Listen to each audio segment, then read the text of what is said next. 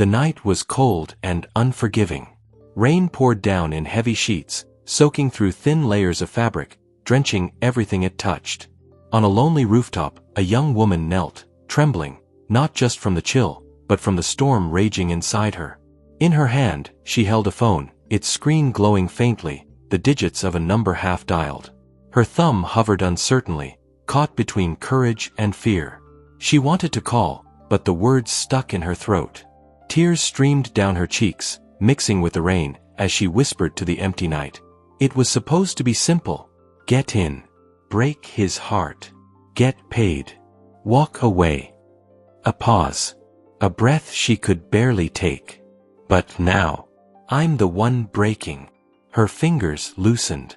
The phone slipped from her grasp, falling with a soft splash into a puddle beside her. She wrapped her arms around herself, shivering, not just from the cold, but from the weight of a lie she could no longer carry. Somewhere beneath the rain, a distant siren wailed. And all she could think was how far she'd come, and how much further she still had to fall. Let me tell you how I got here. 3 months earlier, desperation pulled her into a meeting with a woman named Serena Blake. Serena was sharp, smooth, and carried a bitter smile. She spoke of a project, something that promised enough money to save a life. $25,000.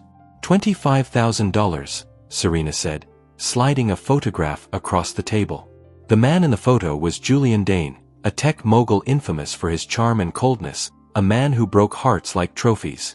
Serena's voice was low, almost venomous. He broke me once. Left me shattered. I want him to feel that pain. You'll make him fall in love with you. Then you'll break him. She stared at the photo, her heart pounding, her mind screaming to walk away. But when you're drowning, even poison looks like hope. Now, standing in the rain, with her past and future crashing over her, she knew one thing for certain. This story wasn't over. Not yet. Have you ever done something you regretted, even before you started? If this story already has you hooked, don't forget to like and subscribe. What happens next will leave you speechless. Before we begin, this is love from my heart to you. Or maybe, just a small love letter to say thank you. Once upon a time, this channel fell in love. Not with fairy tales, but with the people who believe in them. The ones who cry during the quiet parts. Who pause to feel a heartbeat between the lines. Who still believe that love, even complicated, flawed, impossible love, can be real. Love Enchanted was created for you. The romantic. The hopeful. The heart that's been broken and still dares to open again. So if you're here, you're not just watching a story. You're part of one. Stay with us, for stories that ache, heal, and remind us why love is always worth the risk. Amara Wells' life was a delicate balancing act, one she was slowly losing her grip on. Every day was a test of endurance. The early mornings, long hours spent washing dishes and serving customers at the diner, and nights filled with worry that gnawed at her heart. Her mother, Gloria, was the center of her universe. Once a vibrant woman full of laughter and stories, illness had turned her into a fragile shadow of herself. Watching her fade was the hardest thing Amara had ever faced, but what made it unbearable was the relentless pressure of mounting bills. On one especially grueling evening, Amara wiped the sweat from her brow and glanced at the glowing screen of her phone. Another message from the pharmacy. Outstanding balance, $25,000. Medication will not be released until paid in full. $25,000.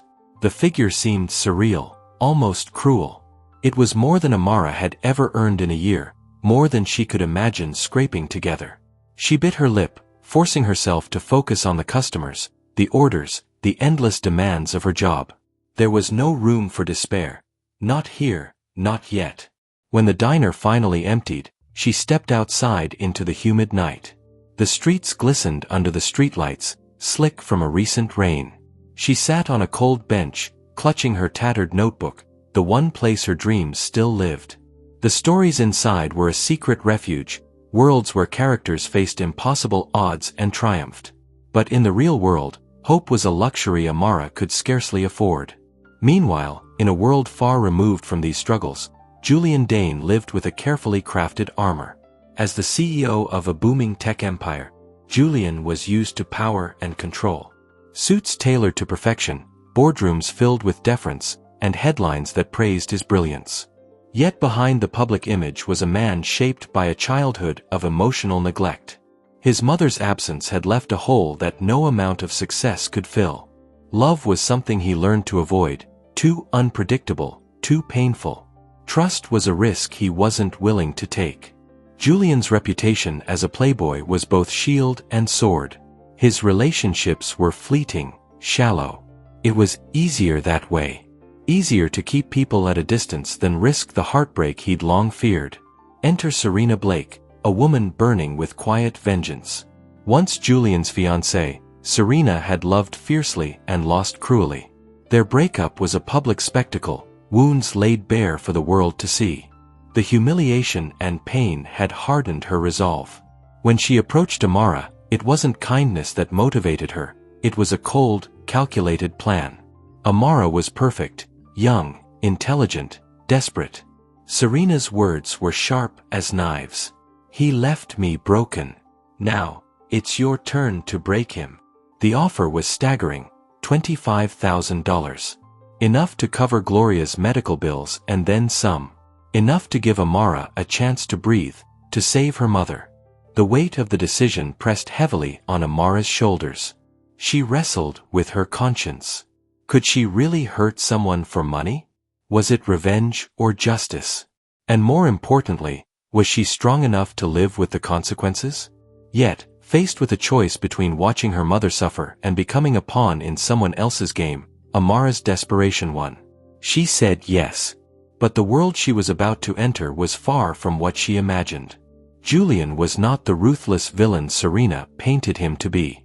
Beneath his guarded exterior was a man capable of kindness, haunted by his past, and fiercely protective of the few people he let close. Amara found herself drawn into his life, his vulnerabilities, his rare moments of warmth. Each step into his world chipped away at the carefully constructed role she was supposed to play.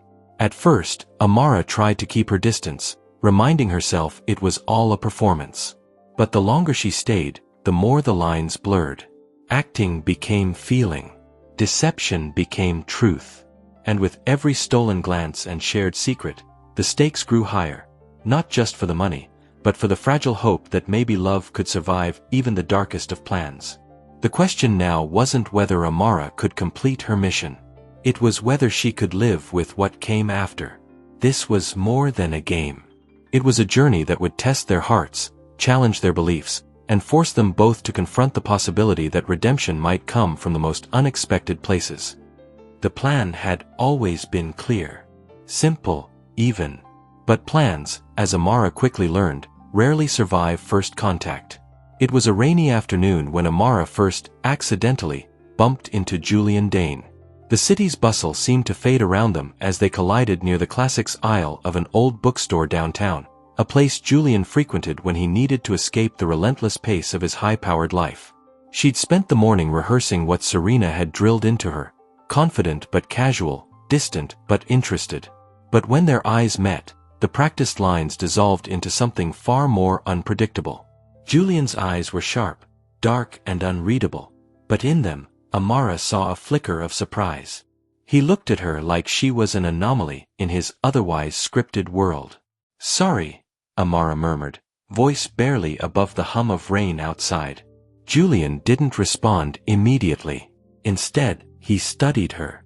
Not the usual gaze of a man used to women throwing themselves at him, but something else. Curiosity, perhaps. Or maybe skepticism. That moment was a small rebellion against the plan. Julian was not what Amara had expected. He wasn't the arrogant playboy Serena had warned her about. Instead, he carried a quiet intensity, a guarded vulnerability that hinted at deeper wounds. She tried to remind herself of her mission, but the line between truth and performance blurred. Their first few interactions were cautious. Julian invited her to coffee after their bookstore encounter, intrigued by her apparent disinterest in his status. Amara played along, concealing her motives behind casual smiles and careful words. But every date chipped away at the armor Julian wore. The man who seemed so controlled in the boardroom showed flashes of humor, warmth, and loneliness when away from the public eye. One evening, during a stroll through a city park shimmering under streetlights and recent rain, Julian shared a rare glimpse into his past. "My mother," he began hesitantly, voice low. "She was never really there for me." Amara listened, heart tightening. "She loved me, I think," he continued, "but she was trapped in her own struggles. Her absence wasn't about me, it was about her pain." Julian's hands clenched into fists as he fought to keep his composure. "For years, I tried to be someone she'd be proud of. I thought if I succeeded, if I became enough, she'd finally see me." The admission was raw, vulnerable, unlike the man the world saw. Amara felt the walls around her heart tremble. The mission blurred into something else entirely. She found herself laughing at Julian's dry humor, sharing small pieces of her own life, never the full truth, but enough to make the distance between them shrink. Yet with every moment of connection, guilt gnawed at her. How could she carry on this deception when Julian's broken heart was laid bare before her? Was it even possible to betray someone who had shown such fragility? Their dates grew more frequent and intimate. Dinner at a quiet Italian restaurant with candlelight flickering against exposed brick. Long walks through art galleries where Julian's usually reserved demeanor softened as he spoke passionately about pieces that moved him.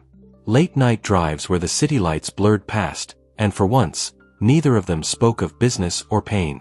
Amara's internal struggle deepened. She remembered Serena's instructions: charm him, make him trust you, then shatter his heart. But Julian was not the enemy she'd expected. He was a man haunted by loss, yearning for connection yet afraid to fully open up. She caught herself wanting to protect him rather than hurt him. A turning point came during a dinner at Julian's penthouse. The skyline stretched endlessly beyond the floor-to-ceiling windows, a sea of lights against the night.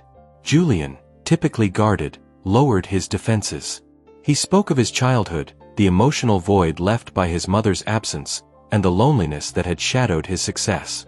Amara sat across from him, the vulnerability in his voice cutting through the layers of pretense she'd built around herself. Tears pricked her eyes, not just for him, but for the life she was leading, the lie she was weaving. After dinner, they sat together on the balcony, the city humming below. Julian reached out, brushing a stray lock of hair from Amara's face. "Why do you hesitate?" he asked softly. Amara looked away, the conflict in her chest unbearable. "It's complicated," she whispered. He nodded, understanding more than she expected. As days turned into weeks, Amara's carefully constructed role began to crumble.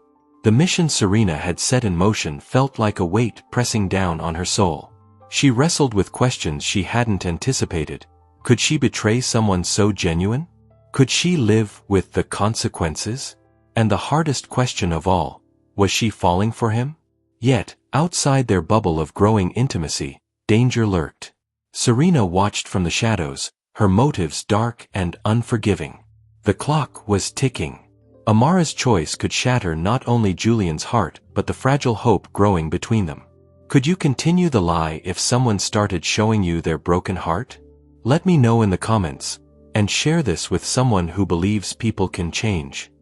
The hospital waiting room was bathed in a sterile, artificial light that made everyone look a little grayer than they were.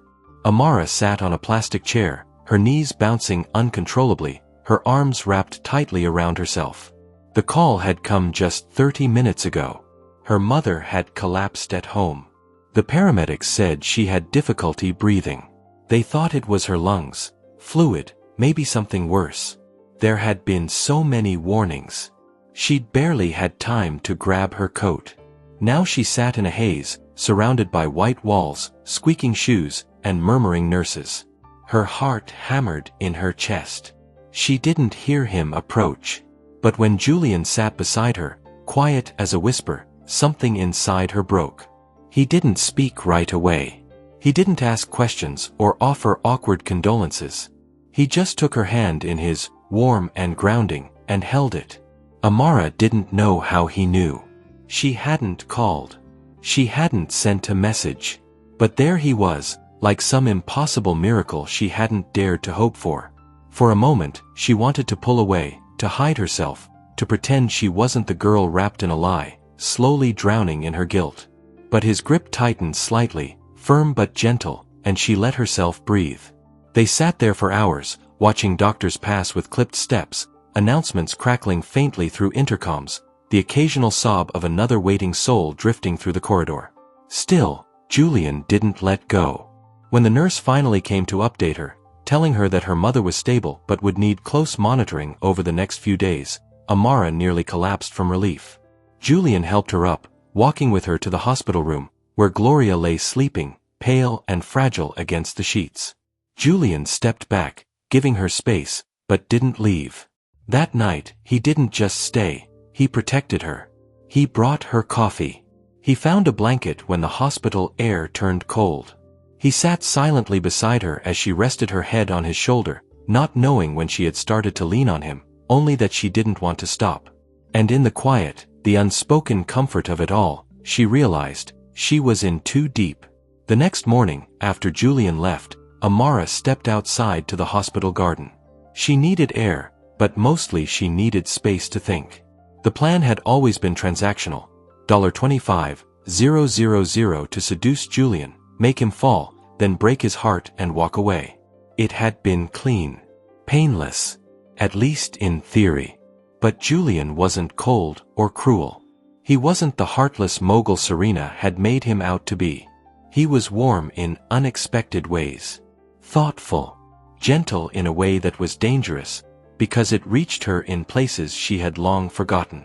She pulled out her phone. Serena had sent her 3 messages and 1 voice note. Serena, voice note, you're stalling. I know it. You're getting too close. Don't forget why you're doing this. You want your mom to get better, don't you? Then finish the job. Amara felt sick. She called Serena. I can't do it anymore, she said. Her voice was low but firm. I can't keep lying to him. He's not who you think he is. There was silence, then a laugh. Cold. Sharp. Of course he's not. That's the whole point. He makes you believe he cares.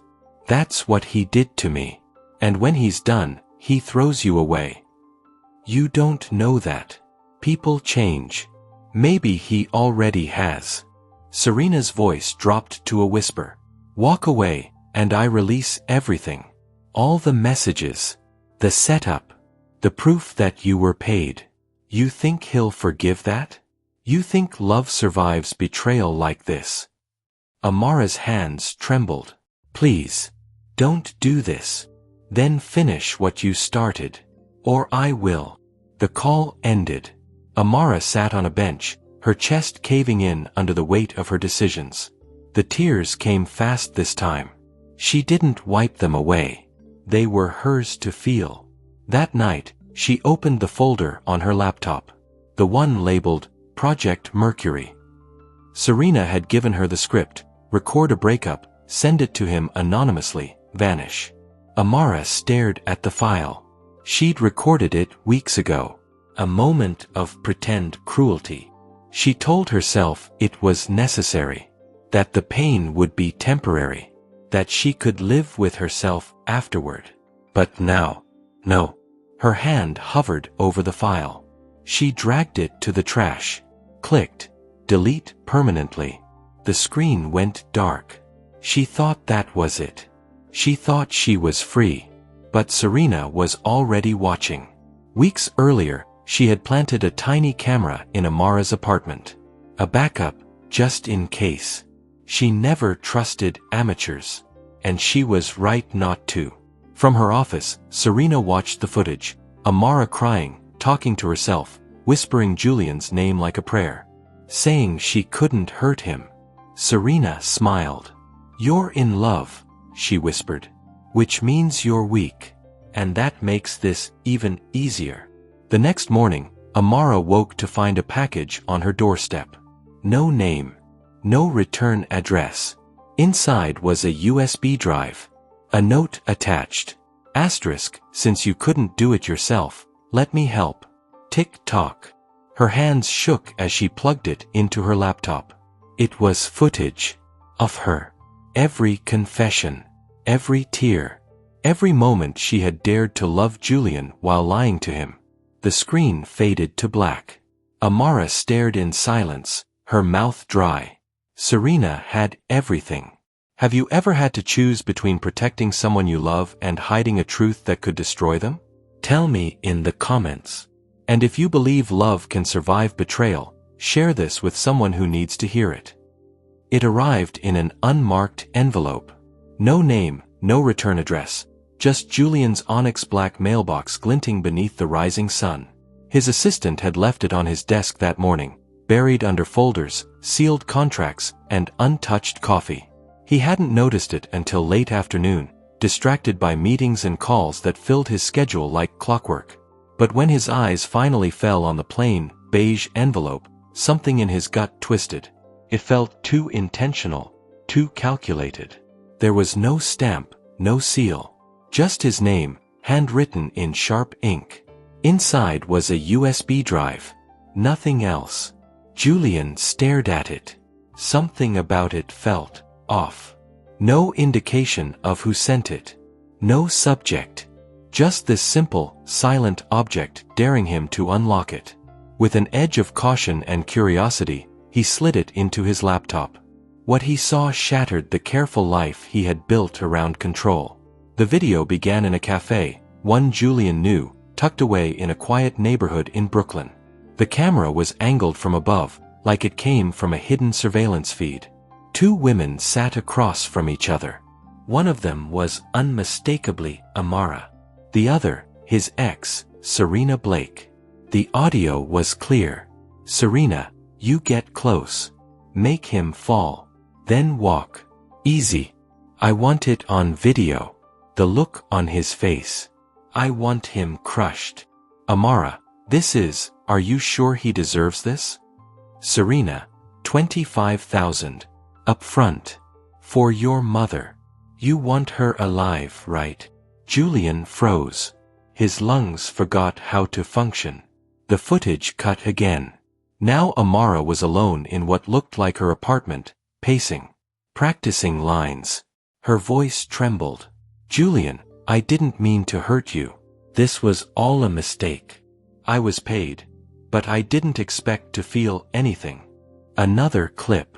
Amara on the phone with Serena. Amara, I can't go through with it. He's not what you said. He's different. Serena, you walk now, and I'll destroy you both. I have backup. I always do. Then a final video, Serena's voice again, laughing. Serena, men like Julian don't fall in love. But if he did, at least now we'll know what he looks like when he breaks. Julian slammed the laptop shut. His hands were trembling. The silence in his office was deafening. The woman he had let in, the one who made him believe in something as fragile as love again, had been sent to ruin him. And he had believed every word she said. Amara didn't know. Not yet. She was at the hospital. Her mother had another rough night, but she was stable again. Amara brought flowers into the room, replaced the wilted ones, and held her mother's hand until visiting hours ended. She felt at peace, for once. Her deception was over. Her guilt had been unbearable, but at least she had destroyed the video. She didn't know the truth was already in motion. That when she got home, Julian would be waiting. She opened the door, humming softly, carrying takeout, and froze. Julian stood in her living room, pale, silent, a shadow of the man who once held her hand in a hospital hallway. In his palm, the USB. Amara's heart thudded against her ribs. Julian. Who sent it? I don't know. Maybe Serena. But Julian, please. You lied to me. His voice wasn't angry. It was quiet. Hollow. You got close. You made me trust you. You let me open up to you. All while knowing why you were there. It wasn't supposed to be like this. First, yes. I took the deal. But then I met you, the real you, and I couldn't do it. I deleted the footage. I chose you. You chose me? After how long? After how many secrets? Do you have any idea what it took for me to let you in? She stepped closer. You know me, Julian. Please. Look at me. Everything we had, that was real. I swear. You don't get to say that. His voice cracked. You had a script. You rehearsed. You practiced how to break my heart. Amara's eyes filled with tears. I never wanted to hurt you. I was desperate. My mom. I was drowning, Julian. So you dragged me under with you. The silence that followed was brutal. You should go, he said finally. I can't even look at you right now. And he left. Just like that. Amara collapsed onto the floor the moment the door shut. Her body racked with sobs.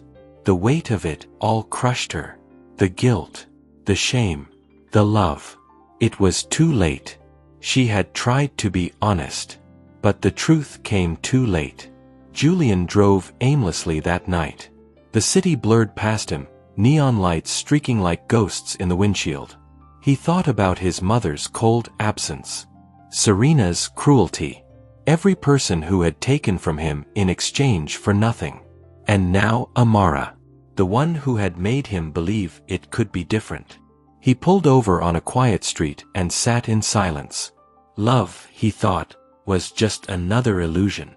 Something people use when they want something from you. He had been a fool. Again. But even as he tried to hate her, her face kept appearing in his mind.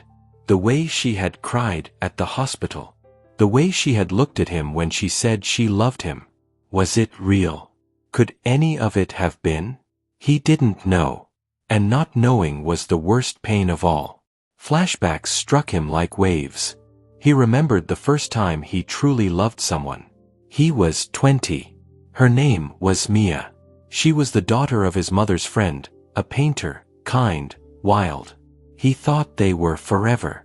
Until he found out she had been feeding his private emails to a gossip blogger for money. His heart had never recovered. Then Serena, beautiful, ambitious, strategic. She had made him feel special, until the day she told him he was a stepping stone. That she never loved him. That she wanted to watch him break. And he never cried. Not then. But now. Now he wanted to sob. Not because of betrayal, but because he didn't want to stop loving Amara. Amara didn't eat for days. She kept trying to write him a letter, to show up at his building, but her feet wouldn't move. What could she say? What words were enough? She called Serena once. Just once. Why did you do it? Amara asked, her voice thin. Because I wanted to see him hurt, Serena said. And I knew he'd only ever let someone like you in. Sweet. Needy. Desperate. You used me. Everyone uses everyone, darling. You just didn't know you were disposable. Amara hung up. And for the first time, she understood Julian's pain. Truly understood it. She wrote him a letter. The kind that comes from the marrow. She didn't beg for forgiveness. She told the truth. That she hated herself for the lie. That she loved him. That she had been changed by him. Then she walked to his building. Left the letter with his doorman. And left. Not expecting an answer. Just needing to say it. Julian didn't read it right away. It sat on his nightstand for 3 days. But then, at 2:37 a.m., when sleep would not come, he opened it. By the end of the first paragraph, his hands were shaking. By the last line, even if you never speak to me again, know this, I loved you. That part was never a lie. He felt something break inside. Not pain. Not anger. Something softer. Something unfamiliar. Hope. Have you ever lost something because you were too late with the truth? Comment below if you believe people deserve second chances. And share this story if it hit your heart. The days after Julian walked out felt like drifting through a fog Amara couldn't find her way out of. She slept in fits, never fully rested. Her apartment, once filled with flowers and fading sunlight, now seemed like a hollow memory of happiness. The corners of the living room still whispered his presence. The blanket he used to pull over her when she fell asleep on the couch, the mug he used for chamomile tea, the faint scent of his cologne lingering on her sweater. And now it was just silence. She didn't try to call him. What could she say that hadn't already been ruined by timing and betrayal? She'd burned the bridge before he even had a chance to see how far he'd come for her. The guilt was unbearable. She ate sparingly, drank water when her lips cracked. Her mother, recovering slowly in the hospital, asked her often what was wrong. But Amara simply smiled and said she was tired. She was tired. Tired of lying. Tired of running. Tired of loving him in a way that now felt more like punishment than comfort. It was day 8 when she walked into her tiny living room, stared at the corner desk that once inspired her creativity, and finally sat down. The notebook was old, half-filled, stained with coffee rings. But it was honest. And honesty was the only thing she had left. She wrote without expectation. Not for a job, not for a pitch, not for a paycheck. Just to empty the ache inside her. Page by page, the story unfolded, a woman who accepted money to break a man, and then found herself broken in the process. It was fiction, barely. The names were changed. The details blurred. But the pain, the guilt, the love, all real. She wrote about the dinner where he opened up about his mother and how he never learned how to be held. About the night he surprised her at the hospital and held her mother's hand like it mattered to him too. About the quiet moments, brushing teeth in the same sink, folding blankets, sitting in silence with nothing to prove. And then she wrote about the fall, the betrayal, her fear, his heartbreak. She wrote until her fingers cramped and her eyes burned. The story became her anchor. By the second week, she had stopped crying. By the third, she'd started walking again. First around the block. Then to the library. Then to a writer's cafe where she used to spend evenings drafting dialogue for characters she no longer believed in. But now, she did believe, not in perfect endings, but in redemption. In truth. In the power of telling your story, even if no one wants to hear it. That belief became a fire in her. She submitted her finished script, titled All the Ways We Fall, to an indie screenwriting fellowship. She didn't expect a reply. That wasn't the point. The point was that she had something to say. Meanwhile, Julian vanished from the world.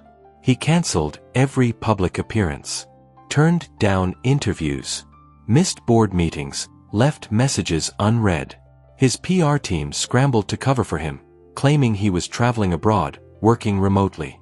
But in reality, he was holed up in his apartment, a penthouse that suddenly felt too cold, too high above the city that once grounded him. He deleted Amara's number but didn't block her.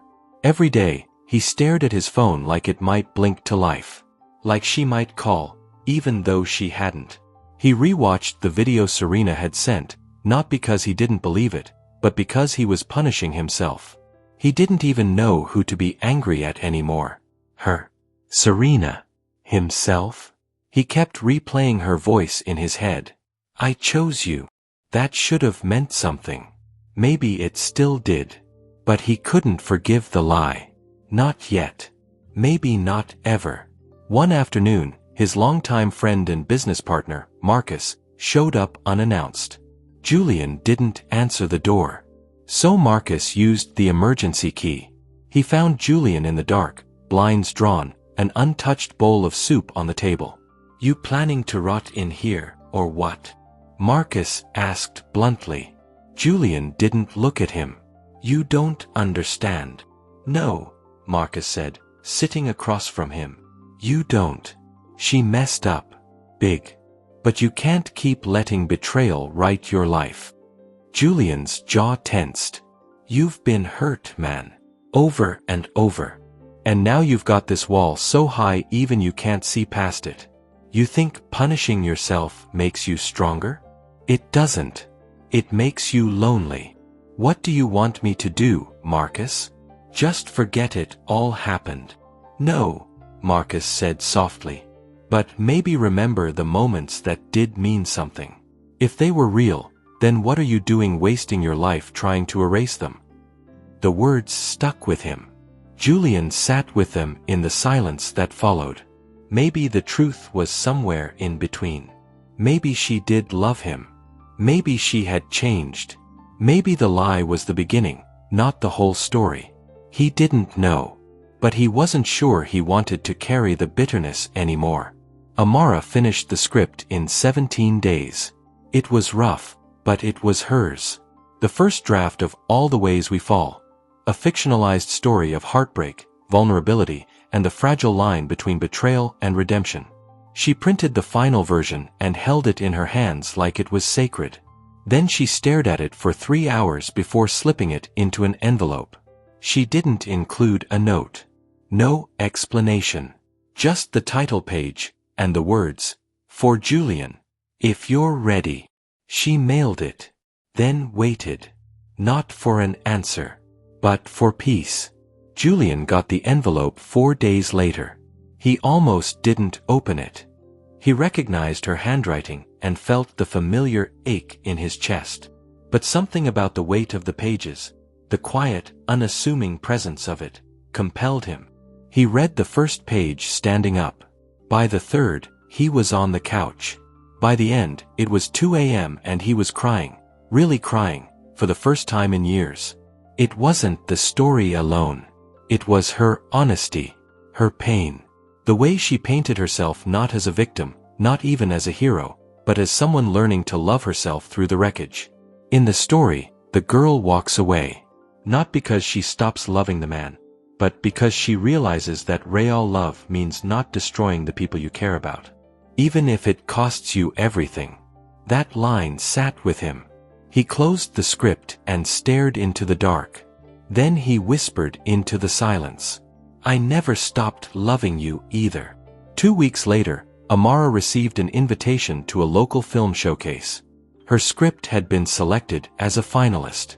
She was stunned, grateful, terrified. When her name was called, she stepped onto the modest stage, heart thudding. "Hi, I'm Amara Wells. I wrote All the Ways We Fall.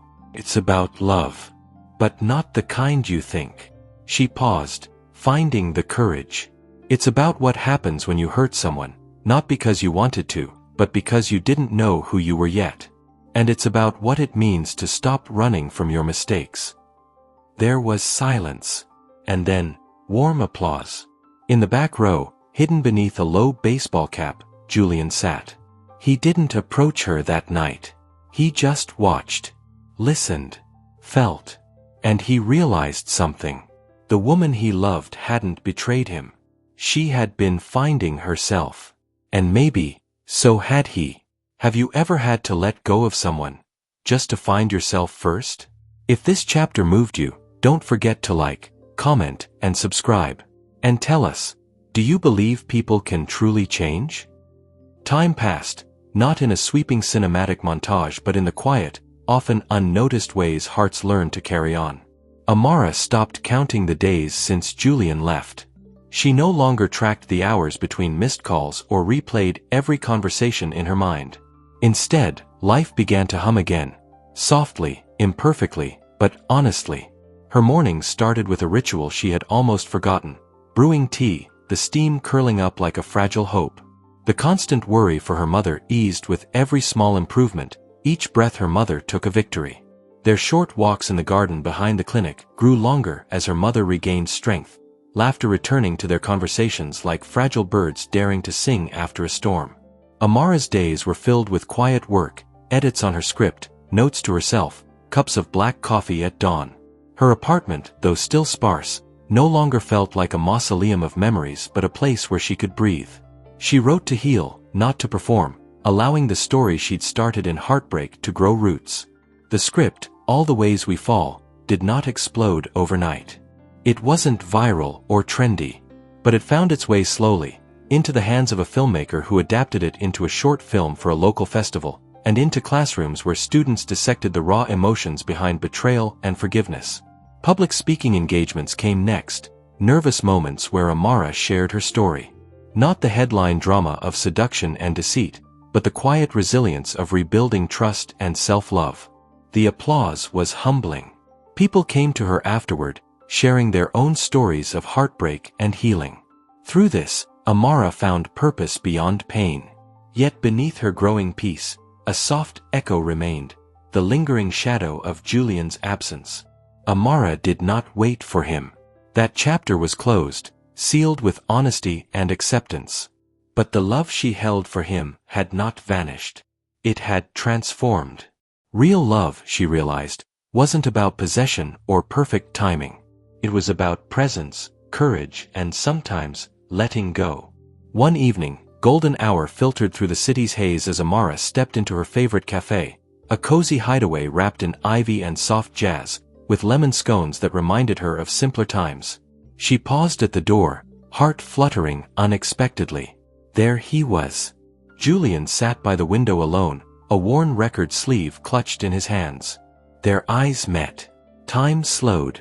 Around them, the cafe buzzed with quiet conversations and clinking cups, but everything else blurred into insignificance. Amara approached cautiously, a calm settling over her nerves. He rose, voice low but steady. "Hey." Her throat tightened, but she managed. "Hi."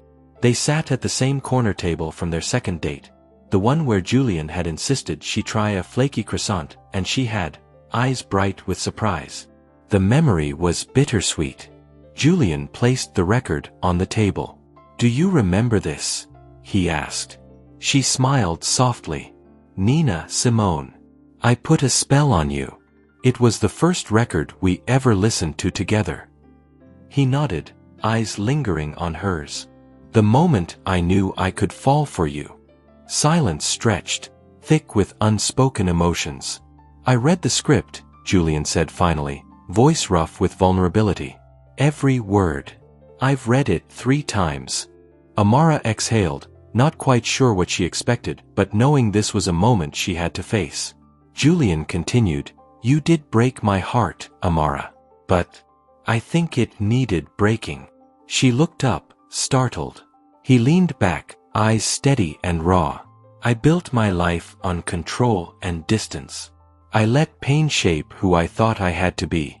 But you cracked something open in me. When I saw your story, not just what you did, but who you're becoming, I realized I've been afraid.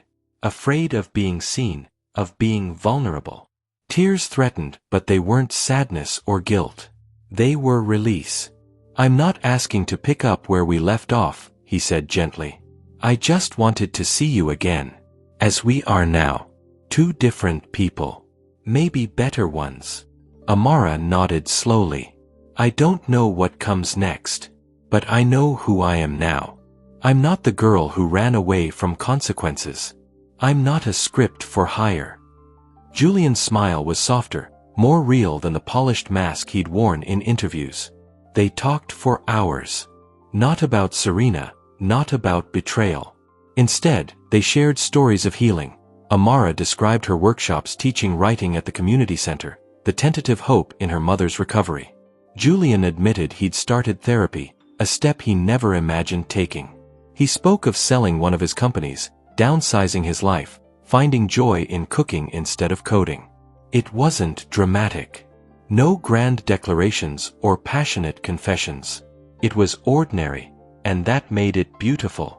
Before they left, Julian handed her the record. "You said this song made you feel like home." She looked at the worn sleeve, edges soft from years of love. "It still does." They walked out together into the fading sunlight. No dramatic kiss. No sweeping soundtrack.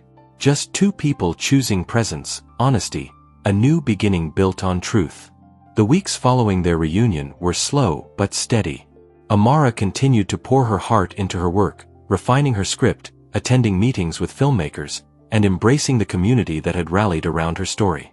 She found strength in the friendships that blossomed, in the laughter shared over late-night coffees, in the simple joy of waking up without the weight of betrayal pressing on her chest.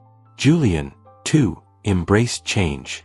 Therapy sessions became a sanctuary, a place to untangle the fears and scars that had shaped him. He reconnected with old friends, discovered new hobbies, and learned the art of patience, with himself, with love, with life. Their communication grew, tentative texts turning into phone calls, then weekend visits. Each interaction was a careful dance of boundaries and openness, trust rebuilt one moment at a time. One rainy afternoon, as they walked beneath shared umbrellas through a quiet park, Julian stopped and took Amara's hand. "I don't want to promise forever," he said, eyes searching hers. "But I want to promise honesty. To start fresh, no masks, no games." Amara squeezed his hand gently. "That's the only kind of love I want." Do you believe love built on truth can heal betrayal? Comment below. And if this story touched you, don't forget to subscribe for more powerful love stories. Love is often painted as a grand, sweeping force, passion that ignites instantly, fairy tale endings where hearts align perfectly, and obstacles vanish in the face of devotion. But real love, the kind that withstands the tests of time and trial, is rarely so simple. This story, Amara and Julian's story, is a reminder that love is messy. It's complicated, fragile, and, at times, painfully imperfect. It's about the moments when two people hurt each other deeply, yet still find the courage to be vulnerable enough to hold space for one another's truths. At its core, this narrative is not about flawless romance or effortless happiness. It is about redemption through vulnerability. It shows us that to love someone fully means accepting their scars, even the ones they've caused us, and choosing to embrace growth over grudges. Amara's journey reminds us that sometimes, love requires sacrifice. She chose to break a heart for money, but the real price was the shattering of her own innocence and trust. Yet, in embracing that pain, she found her authentic voice, not just as a screenwriter, but as a woman learning to love herself again. She teaches us that love isn't a transaction or a game to win, it is a path towards self-discovery and healing. Julian's experience highlights the walls we build to protect ourselves, walls forged from past wounds and fear of vulnerability. His guarded heart, once hardened by loss, softened only when faced with the raw truth of Amara's pain and courage. He reminds us that opening up is the bravest act of love, allowing healing to begin even when it seems impossible. Their story also challenges the idea that betrayal is the end. Instead, it offers a powerful perspective. Sometimes, heartbreak is the painful breaking open that love needs to grow deeper, truer. Forgiveness does not erase what happened, but transforms it into a foundation for a different kind of love, one rooted in honesty and mutual growth. Ultimately, she was paid to break his heart, but ended up falling for him, is a testament to human resilience and the complexity of relationships. It speaks to the universal truth that love is not about perfection but about presence, the willingness to stand with someone in their brokenness and still choose to move forward together. As viewers, this story invites us to reflect on our own experiences with love, trust, and forgiveness. It asks, can we allow ourselves to be vulnerable enough to heal? Can we believe in second chances, even when the past feels like an insurmountable wall?